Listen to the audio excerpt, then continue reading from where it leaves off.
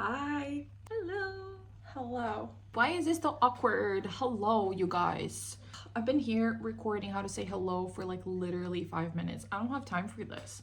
Hello. Let's go. Let's start. So today we're going to talk about my favorite books of 2024. 2024 was such a great reading year for me.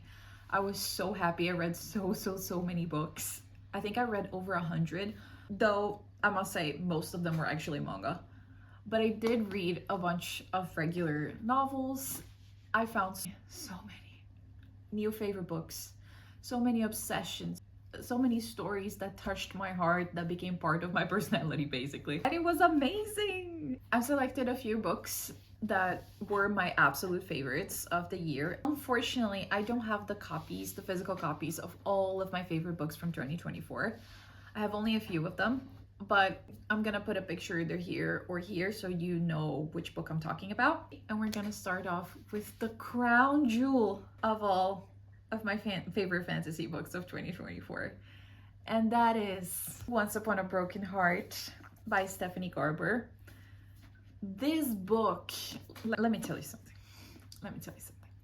I was only reading manga for quite a while because I was so burned out after reading so many books throughout the years, but I was just not vibing with anything anymore.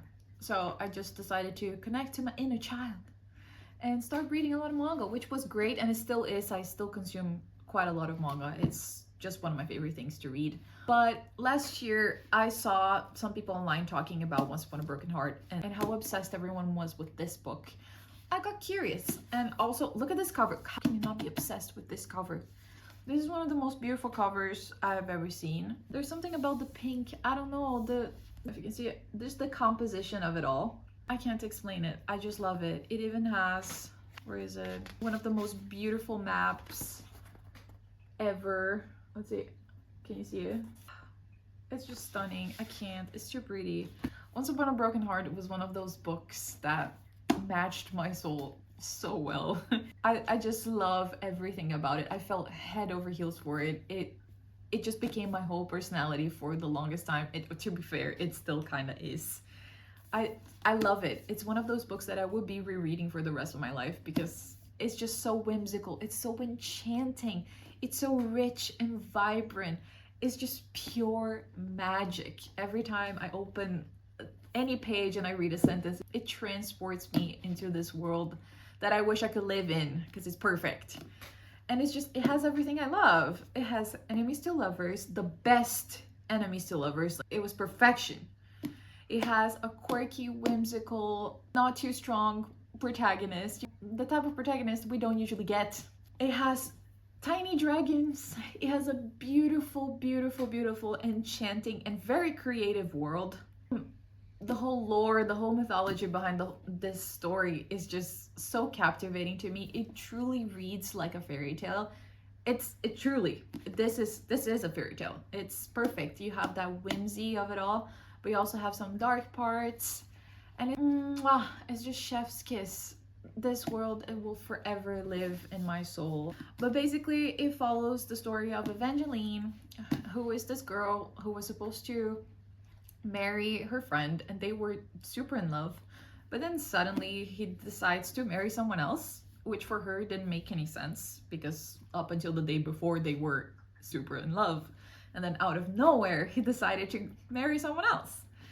So in true desperation, she decides to pray to the god, to this sort of, he's not exactly a god, he's more like this mythical person who no one really knows if he exists or not, but he's basically called the Prince of Hearts.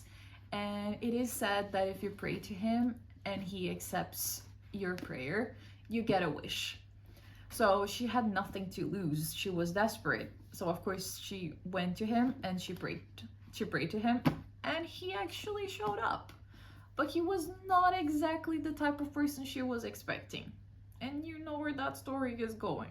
Anyway, Prince of Hearts is one of my favorite male characters ever written. He is so compelling. He is the worst. He's mean. He is so mean. He is truly the worst, but he's such a compelling male lead. He's fantastic. So after that, she basically strikes a bargain with the Prince of Hearts. But the bargain, as any bargain, is never what you expect is going to be. And I can't tell you more. That's basically how it starts. And you take it from there. And from there, it's just this beautifully crafted, magical, romantic, but not with the focus not 100% on the romance, but like adventurous, very magical story of hope and love and destiny and what it means to love someone. And it's too good. But this story is actually tied to another series by the same author, Stephanie Garber. Her first series was a series called Caraval, and I'm sure most of you already heard of it if you're into YA fantasy. It's very popular. It's quite old by now. One of the characters from here, the Prince of Hearts, he is actually one of, I wouldn't say one of the main characters, but like a very important character in Caraval. So of course, after I finished this one, there were quite a few things that I was a little bit in the dark about and I was not understanding. And then I learned that this universe is also part of the Caraval universe because, again, the same character is part of the other series. So I was like, okay, should I read Caraval in order to understand this better? So I Googled it. Some people said, yes, you should read Caraval before continuing the series. Some people said you don't have to. My final consensus is that you don't have to, but it is better if you do because I feel like it just adds to the magic of the story. Plus, you get to understand the Prince of Hearts backstory. So I would read Caraval, which is exactly what I did. So after I was done with this one, I went in and I picked up Caraval, this beautiful baby right here. I was so skeptical because most people don't seem to love these series. Most people think it's a little stupid. I've read so many things. I heard so many things about it. I was super skeptical, but I bought it, and after reading the first chapter, I was in love. It was exactly like Once Upon a Broken Heart, like same vibes, same beautiful, magical writing. It just did something to me. I felt like I was hypnotized or something when I was reading this. It was so perfect for my soul. Just the way Stephanie Garber writes matches something inside of me. I just adore her prose. I adore everything about her mind and the way she describes things is just so beautiful. So this was also one of my favorite books of 2024. I don't care about what other people say. I get the reasons why they didn't like it, but at the same time, I don't. I don't agree with half of the stuff people said about these books. But I feel like if you're the type of person who just loves a beautifully written fairy tale and just very imaginative descriptions and characters that are not the strongest, then this should be for you. As I said, like, I understand why people would have some issues with the plot and stuff, but for me, it just read like a fairy tale. Not everything has to make perfect sense. This felt like a fever dream for me, and I just so happened to be right up my alley. And Caraval is, as I said, it's the main universe of Once Upon a Broken Heart, but it's about different characters, but it's set in a different part of this universe. So let's say this one, for example, is set in the magnificent north, which in my little brain is kind of like a Scandinavian type of land. And this one is like a set in a fictional Spain. Yeah, so you have like Scandinavia. In my head, that was my understanding. I feel like she was heavily inspired. So I would go with the Scandinavia for this one. And then this one is kind of like a fantasy Spain.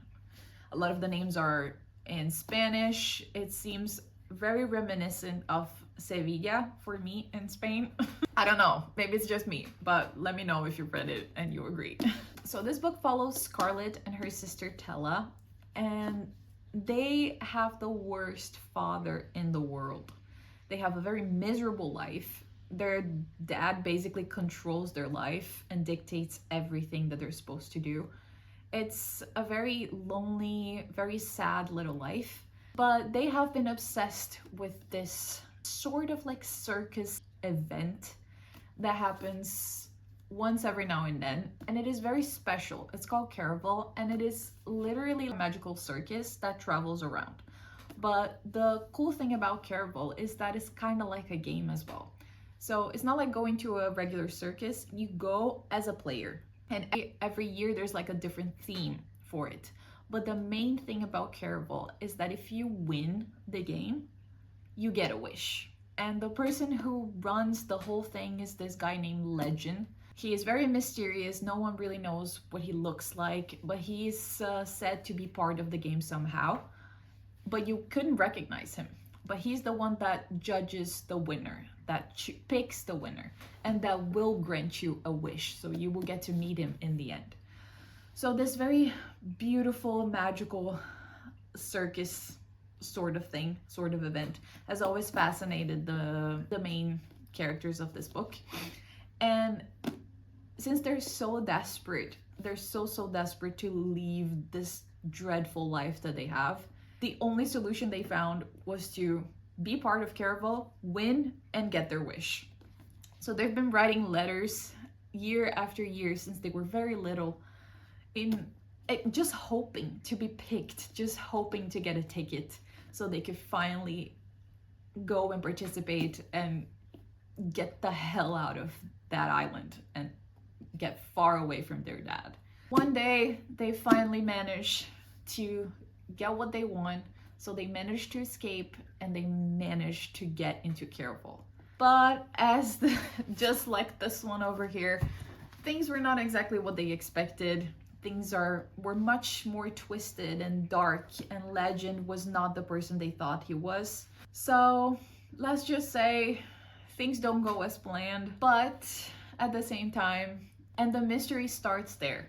So it's basically a lot of series of unfortunate events happening at the same time, and a lot of mysteries and clues, and the whole vibe of Caraval seems to be so off, so different from what they expected, and the game is so real that they cannot distinguish between what is real and what is fantasy. So you kind of like, you're carried throughout the story without truly knowing if what you're reading is actually real or if all of this is actually just a game. It was phenomenal. When I mentioned Once Upon a Broken Heart, I also forgot to mention that I read the rest of the series. I actually finished the whole thing, and it was 10 out of 10 for me. The same goes for Caraval. I read the whole series, and it was a 10 out of 10 series for me. I adored it. I gave 5 stars to every single book in the series. I honestly don't understand why anyone would have beef with this story, but hey, people are different. I just found it super magical. What you want is mystery, romance, a magical, creative, very imaginative kind of world, then read this. But like, don't be too caught up on details. Just like read for the vibes, because you're gonna get them. You're gonna get the vibes. The vibes are here. Next one, I actually, unfortunately, I don't have it. And I really want to buy the physical copy because it's one of my favorite books of all time. And I'm heartbroken that I don't have it. But I'm buying it. I'm gonna support the author. She deserves it. And that book is Starling House. The Starling House right here. You can see the cover here. Oh my god. If there's something that I adore in this world, is a sentient house. A haunted house. I just love houses. I cannot explain, but if the book has a sentient house or a haunted house, I'm most likely gonna read it. One of my favorite books of all time is The Haunting of Hill House. So, yeah. But this one also happened to have a very, very cool sentient house. Haunted, but yeah, mostly sentient. The story follows Opal. She is very poor. She has to support her brother. She lives in Kentucky with her little brother. They have no family. They're dead poor. She has to work odd jobs in order to make ends meet. She's also a thief. She is not well spoken. No one really likes her, but she's trying to survive, and she loves her brother more than anyone in this world. Like, her mission in life is to protect that kid and to make sure he has a good life.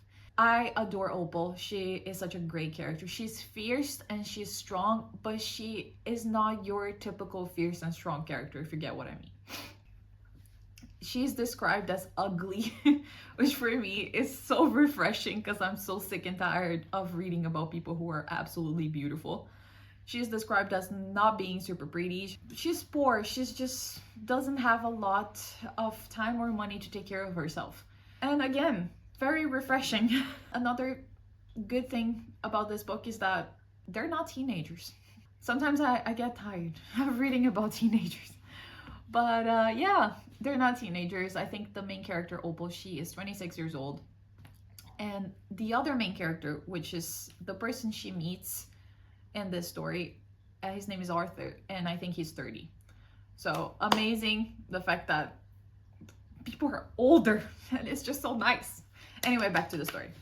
So basically, Opal, poor, has to take care of her brother, and she also has a fascination with this very mysterious house that is in the city that is in the outskirts of town.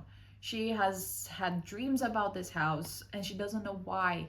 And no one likes to approach that house. People don't like the people who lived there, and the person who currently lives there. They don't like to talk about it. It's very taboo. It's just an area that people don't like to go near. But she has always been fascinated by it. Her life ends up leading her towards that house. And she manages to meet the person who currently resides there, which is Arthur. And he's very grumpy. He's also described as a very ugly person. And let me tell you, me reading that, I was like, oh my god, thank you. It's just so refreshing. It is so refreshing. I am tired of people with chiseled faces and jaws and just like perfect, you know? Like, I'm tired. Like, give me real people sometimes. Anyway, end of rant. She meets this dude. He sucks. He is the worst, but he hires her to clean up the house and to help him. And once she's there, she starts noticing that house is weird. Doors creak, doors open out of nowhere, things move, things break. It's just strange. And for some reason, Arthur seems to be tethered by that house. He seems to be linked with that house somehow. His whole vibe, his whole demeanor is very, very weird. She knows that there's something off about him. He's always locked in his room, never wants to talk. He's very mysterious, but also that house is weird. There's something clearly off about that house. And the story progresses from there. The house is indeed sentient, but there's this whole mystery surrounding the family who used to live in that house. And Arthur is there to protect it, to protect that past and to protect the future of that house somehow. Because something is off, something is coming, there's something on the loose. And he has to be the one, he's the only one who can protect not only himself, but his family's secrets and that whole land where the house is standing. And now Opal got caught up in that story and he doesn't want her to be part of it, but it's too late. And yeah, the story goes from there. It's very mysterious, it's very atmospheric, it's very gothic in a way. Which is the type of stuff that I love. I adore gothic tales. It's just, for me, it's just perfect. But it's incredibly eerie and haunting and beautifully written, very relatable somehow, very beautiful. There's a romance in this story, and the romance is so beautiful. It's not the main focus of the story. Please keep in mind, if you're looking for romance here, is there, but it is not the main focus. But it is part of the story.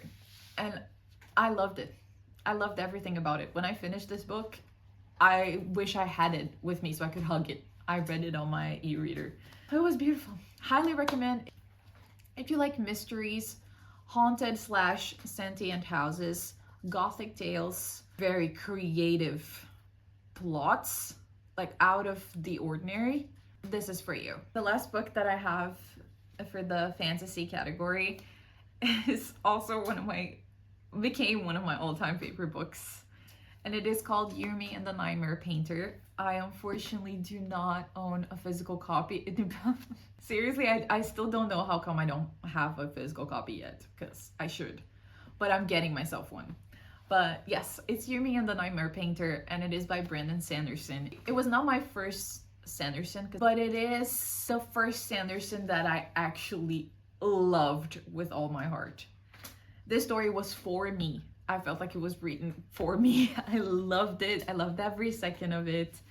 Oh, it was so perfect. Yumi and the Nightmare Painter is unique, and it was all about art, which obviously resonated with me so much since I am an artist.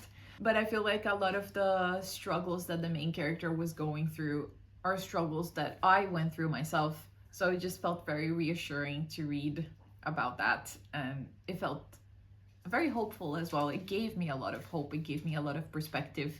I feel like I took away quite a lot from that story and I just loved it. So basically, Yumi and the Nightmare Painter is a story about Yumi, and she is sort of like Yumi is basically like a magical priestess of sorts. Everything kind of depends on her. Her whole world revolves around her. She has to go around blessing people, blessing their town, and everything is about her, and she has to be protected at all costs. She cannot deviate from her duties. She cannot have a personality. She cannot have hobbies. She can't have a life. Her life is supposed to be devoted to others. One of her gifts, one of the ways she can bless other people and grant them wishes, make them their town function somehow, is through stacking rocks. I know, sounds ridiculous, but she has to stack rocks, and she is a master of it. She can stack so fast, and she can make patterns, and it's just like, it's incredible. She's really good at it. And spirits tend to be attracted to that rock stacking. So the more spirits she can gather, the more she can give to that city, because it all depends on the spirits as well. So she has to impress the spirits somehow.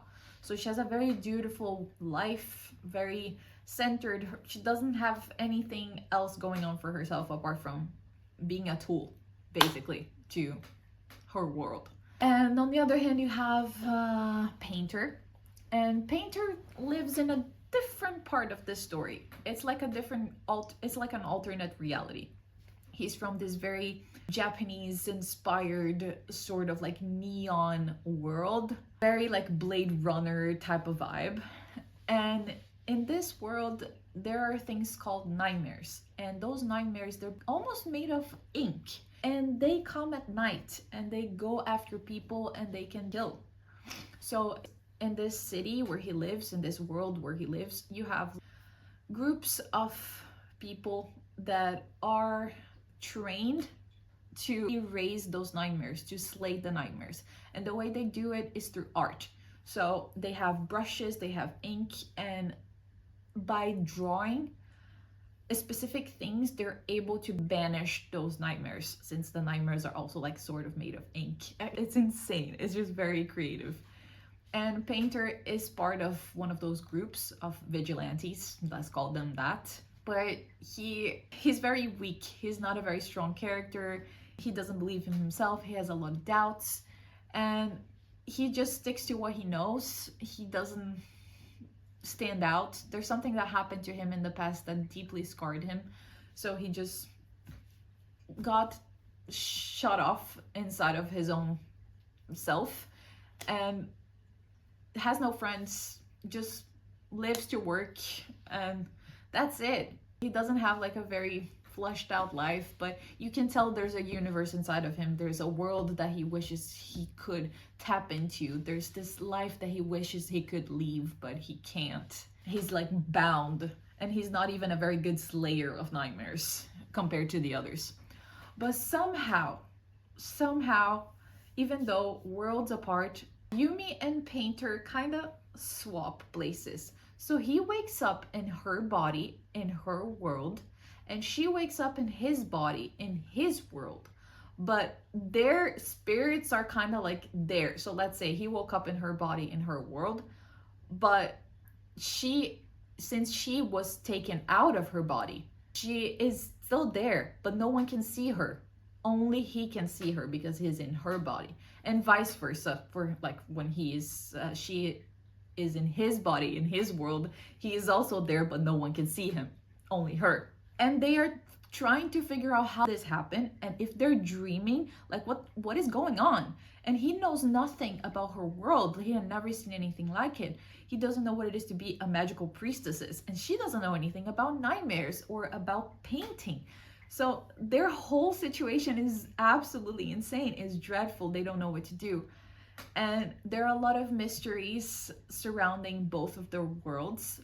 And the whole story is precisely about that, how this happened, why it happened, who is responsible, and what are they supposed to figure out, who is behind all of this. So it's a journey. They start on this journey and they start getting to know one another a little more. They're very different people, but they find companionship in each other, and it's just so beautiful. It's so wholesome. And there is a lot about art, and a lot of their conversations are just so fascinating to read.